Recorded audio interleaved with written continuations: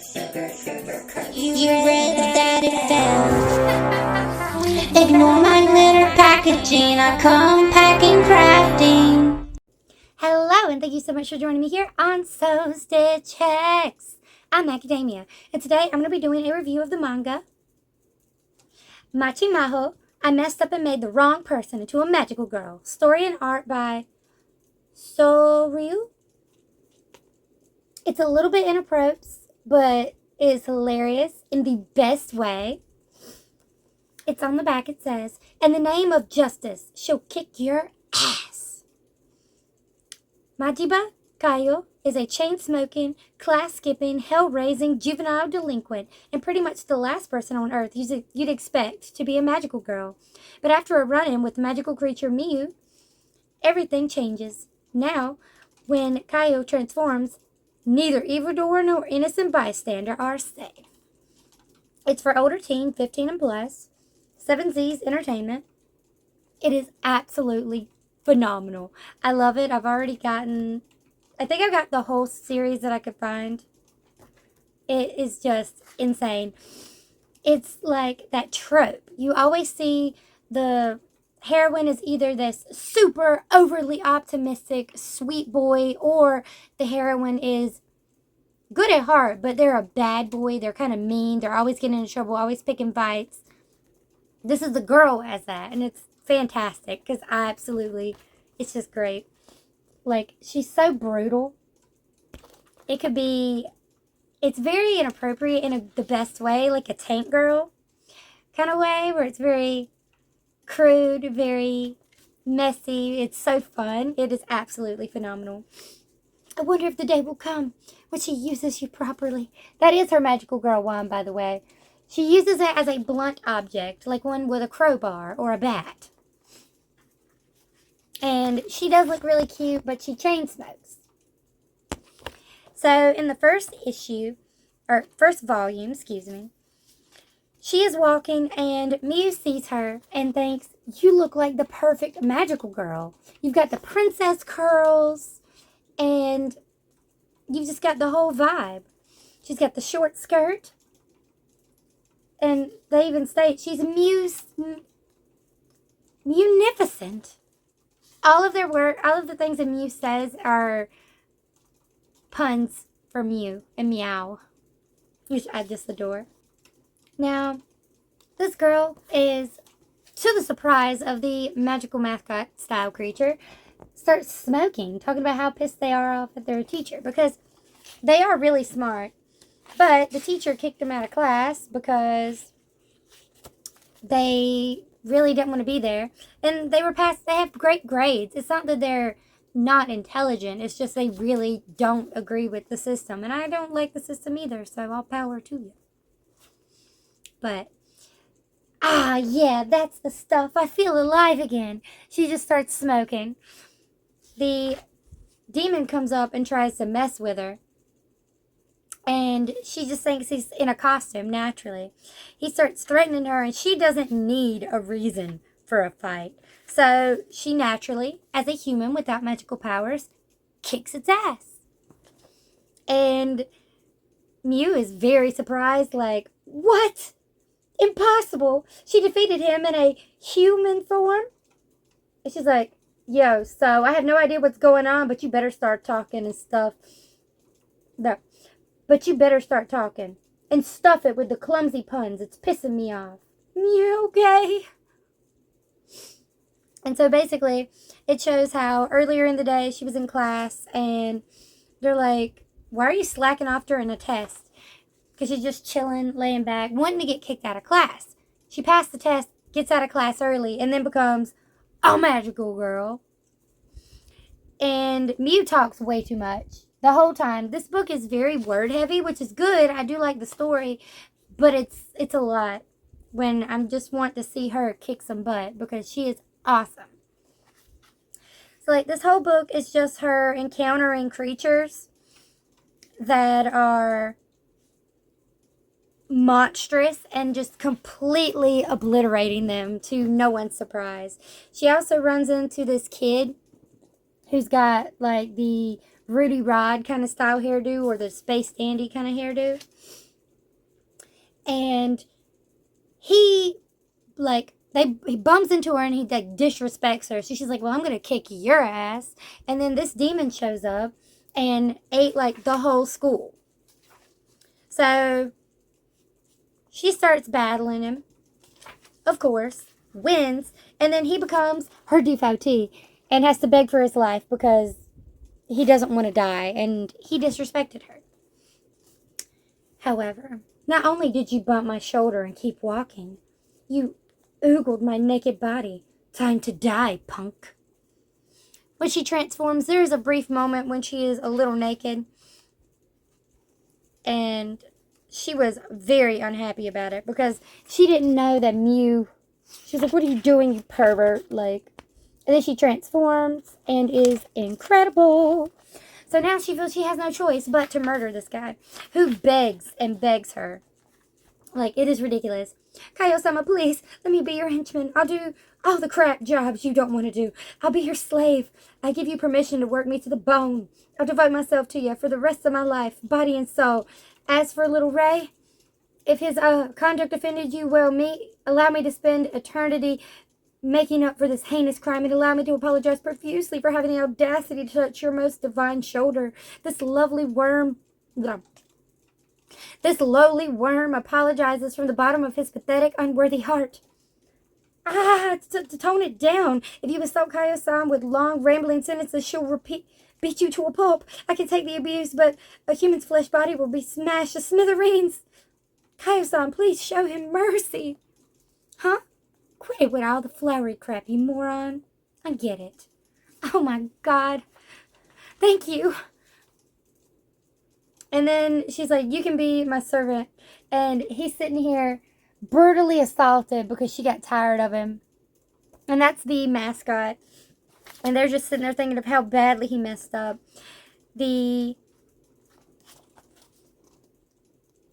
Our main dude becomes like her servant, following her around constantly, doing anything she wants. She wants a cigarette, he's going to go buy her smokes. She wants a coffee, it's there. Hungry, it's done. Looked at her funny, don't waste your time, ma'am, I got it. Like, it goes insane. It's absolutely hilarious. And we find out that he really isn't he doesn't look like he does there because he looks very eccentric. He actually looks like your typical shoujo boy, like shoujo manga boy. But he doesn't want to look so basic. So he does work dressed like that when he's at the restaurant. And at one point, Mew has to show up to go get him. And he has to help fly around. And they call him their brother or cousin. I can't remember. It's absolutely ridiculous and silly. We also get a glimpse in this one of just how absurd this manga is. Because you get to see all these magical creatures. And then we get to see Mew transform. And Mew is just like this Adonis-like man.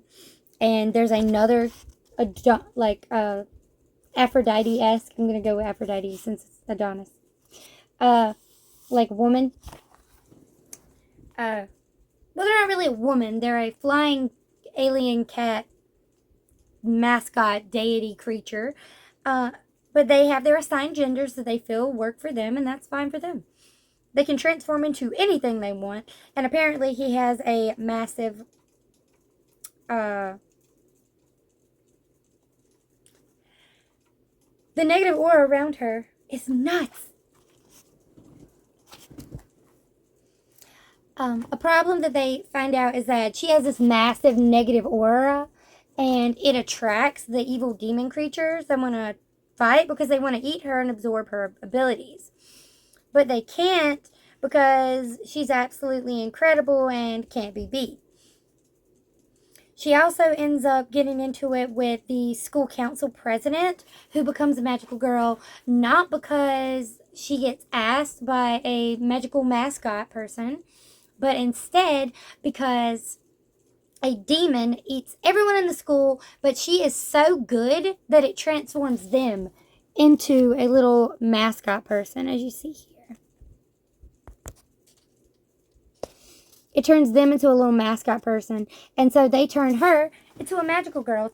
We find out how she became to be and how this demon thing happened is because he says, I guess I'll tell you my backstory. Originally, I came here to eat the blonde girl up there. I was drawn to her negative aura, see, but when I showed up, it turned out she was skipping school, so I ended up wasting my day chowing down at a bunch of small fry table scraps. But you know, I was hungry, and beggars can't be choosers.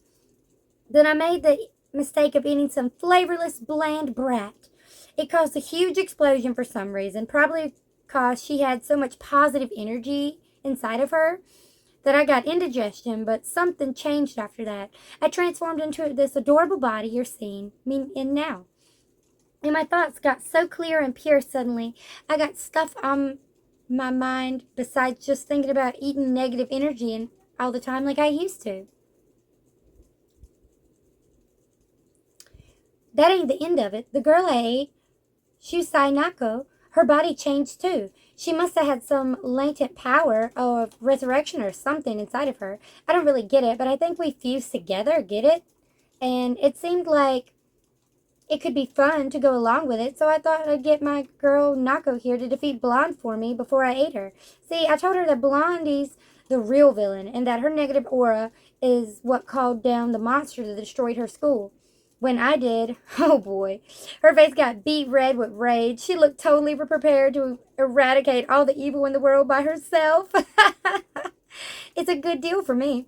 Without another Atsunamo, which is basically the demon things. I can't pronounce it very well.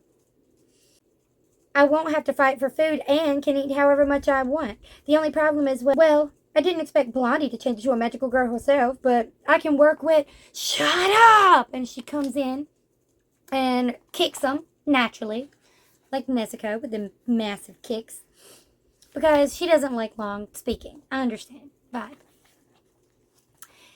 So we have two magical girls in this that fighting each other. Was turned into a magical girl because she was such a badass that it turned a demon partially good-ish. It made it more intelligent and less of a threat. And so now it's a magical creature. Which I'm wondering if that's what happened, if there was a type of like transformation that happened to turn the cute little Mews the way they are when they make our main girl transform. And just look how amazing that is. So cute. I do like how meta this manga is. It's very meta where it gets very realistic. Like you saw the council, they're all sitting there talking and they're all speaking their different languages. They show up, sorry I'm late. Not now. Now, don't be upset. Your boss just had Muni irons in the fire. Mew apologies. I've gotten too used to being in this form. And then that's when they transform into this.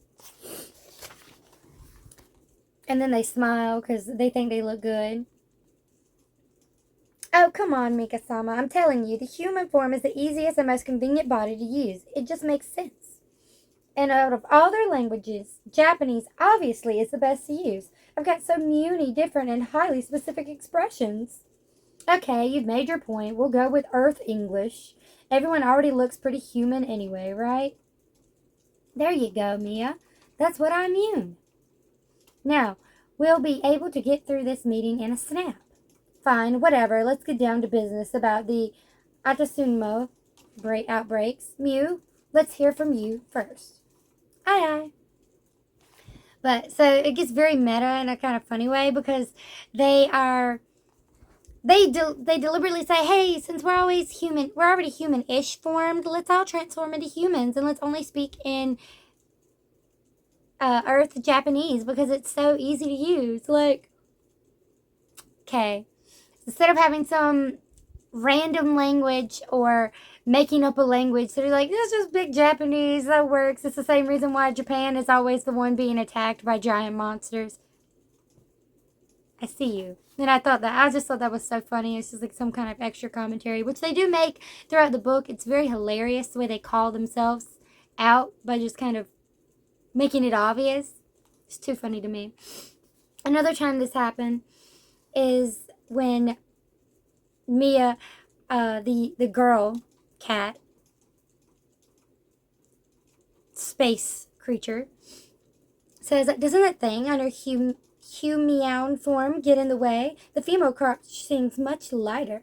Not only that, but your dick is disgust mewing. Hey, shut up.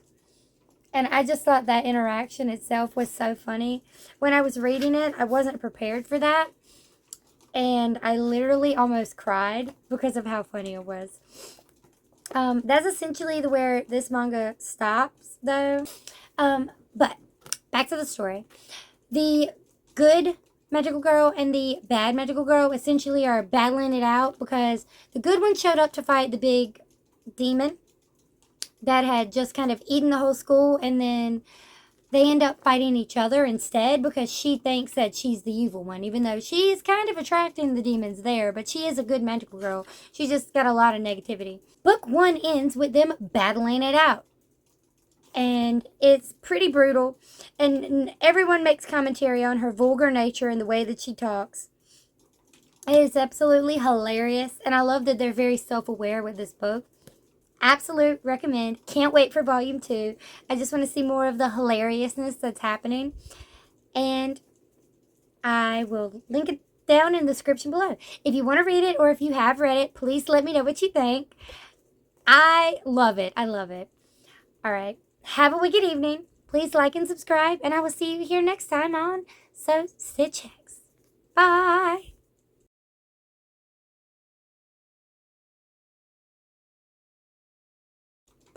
Thinking.